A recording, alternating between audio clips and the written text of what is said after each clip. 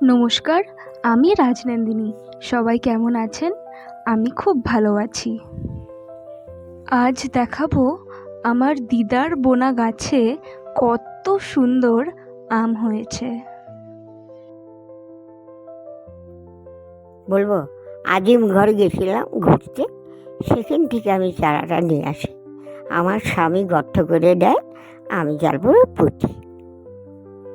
পাচ্ছি যাচ্ছি, আমি গাছে হাত দেবো। দিদা, আমরা কোথায় যাচ্ছি? আম পাড়তে, গাছের থেকে আম পাড়বো।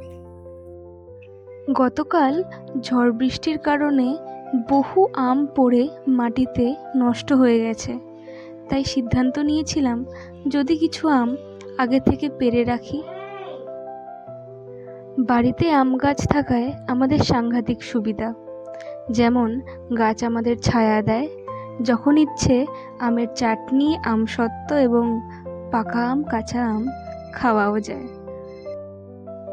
আজকে যতটুকু আম পাড়া হয়েছে তার অর্ধেক দিদা আচার বানাবে, আর কিছু আম রেখে দেবে পুরোপুরি পেকে যাওয়ার জন্য। শুধু আম নয়, কুলের দিনে কুল, চালতার দিনে চালতা, তেঁতুলের দিনে তেঁতুল, যে কোনো আচারই আমার দিদা বানায়। আজকের ভিডিওটা এখানেই শেষ করছি। সবাই ভালো থাকবেন, সুস্থ থাকবেন। বাই।